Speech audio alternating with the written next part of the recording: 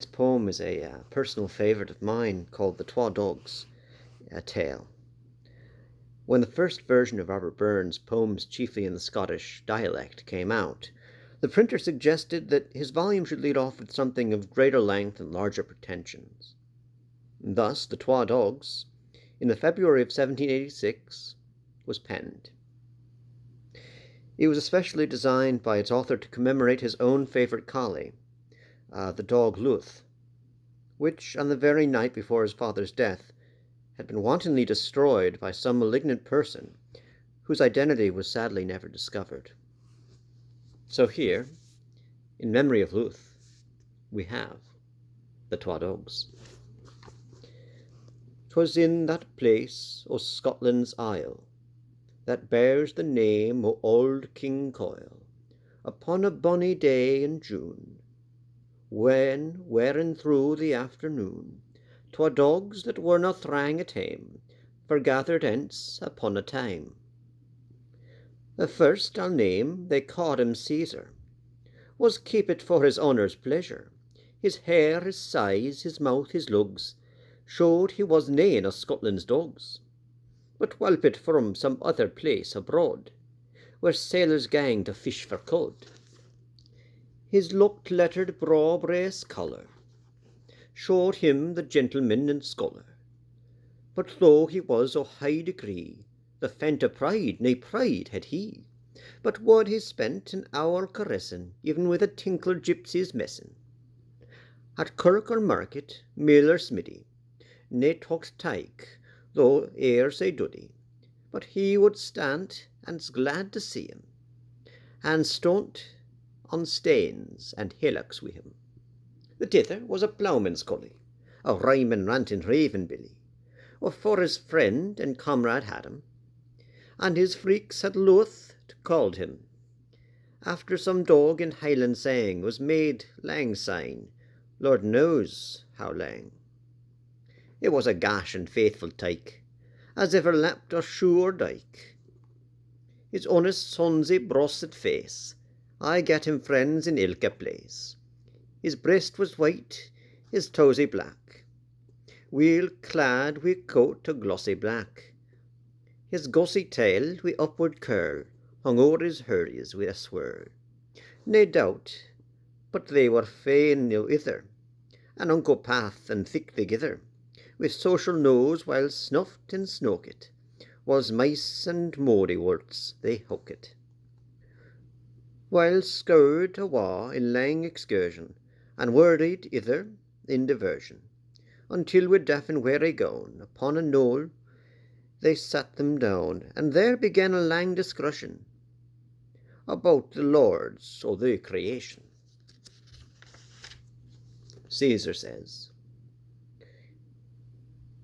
I've often wondered, honest Luth, what sort of life poor dogs like you have, and when the gentry's life I saw, what way poor putties lived ava. Our laird gets in the cricket ments, his coals, his cane, and a' his stents. He rises when he likes himself. His flunkies answer at the bell. He caws his coach and caws his horse. He draws a bonny silken purse. At length my tail where, thro the steeks, the yellow-lettered Geordie creaks. Frae morn to e'en it's naught but toilin', at bacon roastin', frylin', boilin', and through the gentry first are stretchin', yet even they have folk wi' their pension, wi' sauce, ragouts, and sic like trashtry, that's little short of downright wastery. Our whipperin' wee blasted wonner, poor worthless elf, it eats a dinner, better than ony tenant man his honour has in all the land, and what poor cot folk pit their pension, I own it's past my comprehension. Luth said, Troth, Caesar, whiles there's fast enough, a cutter hooking in a slough, a dirty stains picking a dyke, bearing a quarty and sick like, himself a wife he thus sustains, a smitry o' wee durry weans, and naught but his handurg to keep them right and tight and thack and rape. dearest comfort o' their lives, their gushy weans and faithful wives. The prattling things are just their pride, that sweetness o' their fireside. And whiles 12 pennies worth o' nappy can mak the butty's uncle happy, they lay aside their private cares to mind the kirk and state affairs. They'll talk o' patronage and priests, with kindling fury in their breasts, or tell what new taxation's comin' at the folk in Lunnon. As bleak-faced hollow mass returns, they get the jovial ranting kerns, when rural life o' every station unite in common recreation. Love blinks, wit slaps, and social mirth forgets there's care upon the earth. That merry day the year begins, they bar the door on frosty winds, the nappy reeks with mantling ream, and sheds a heart-inspiring steam. The London pipe and Sneeshin mill are handed round with right goodwill. The canty old folks crack and crouse, the young'uns rattling through the house. My heart has been sae fain to see 'em, that I for joy hae burgit with 'em. Still it's o'er true that ye hae said, sic game is now o'er effin played.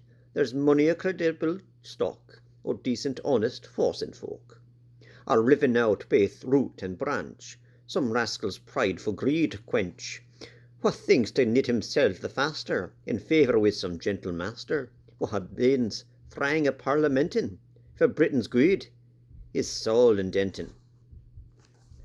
And Caesar says, "Haith, lad, you little ken about it. For Britain's good, great faith, I doubt it. Say rather, go on as premiers lead 'em, and say an eye or nose they bit 'em. At operas and plays for rating, mortgaging, gambling, masquerading, or maybe in a frolic draft, to Hague or Calais take a waft, to make a tour, and take a whirl, to learn bon ton, and see the world. There at Vienna or Versailles, he rives his father's olden tales, or by Madrid he takes the route, to thrum guitars and fetch with note, or down Italian vista startles, where hunting amang groves and myrtles, and bout his drumled German water, to make himself look fair and fatter, and clear the consequential sorrows love gifts of carnivals ignoros. For Britain's good, for her destruction, with dissipation, feud, and faction." Luth said, "Ekman, dear sirs, is that the gate? They waste sae money a braw state. Are we frae sae futten and harassed, for fear to gang that gate at last? Oh, could they stay a black the courts, and please themselves with country sports? It would for every ane be better, the laird, the tenant, and the cutter. For thray, fank, ranting, rambling billies, faint hate o' them, ill-hearted fellas, except for breaking o'er the timmer, or speaking lightly o'er the limmer, or shooting o' a hare or moorcock. They ne'er a bit their ill to poor folk."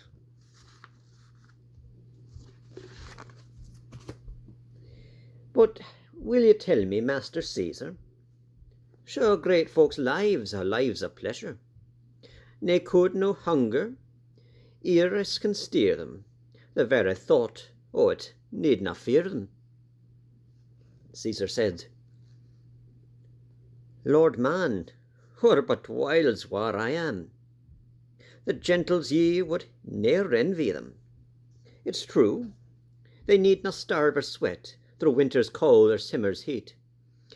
They've nae sae work to craze their banes, and fill old age with grips and grains, but human bodies are sic fools, for all their colleges and schools, that when nae real ills perplex them, they make a know themselves to vex them. And aye, the less they hae to sturt them, in like proportion less will hurt them. A country fellow at the plough, his acres tilled, he's right enough. A country girl at her wheel, her distance done, she's unco weel. But gentlemen and ladies worst, wi' evening down want o' work are cursed. They loiter, lounging lank and lazy, though deil het hails them, yet uneasy. Their days insipid, dull, and tasteless, their nights unquiet, lang and restless. And even their sport, their balls and races, their galloping through public places, their sick parade, sick pomp and art, the joy can scarcely reach their heart. The men cast out in party matches, then shouther in at deep debauches. A night they're mad with drink and wearin, this day their life is past enduring. Ladies arm in arm in clusters, as great and gracious, as sisters. But here their absence thoughts o' ither. They're a run dales and jads thegither, whiles o'er the weepit cup and platy they sip the scandal potion pretty. Or lay lang nights wi' crabbit looks, pore o'er the devil's picture books, stake on a chance of farmer's stackyard, and cheat like ony unhanged blackguard. There's some exception, man, woman, but this is gentry's life in common. By this the sun was out o'er sight, and dark gloaming brought the night. The bum clock hummed with lazy drone, the kye stood rounting in the lone. When up they gat, they shook their lugs, rejoiced they were na men but dogs, and each took aff his several way, resolved to meet some ither day.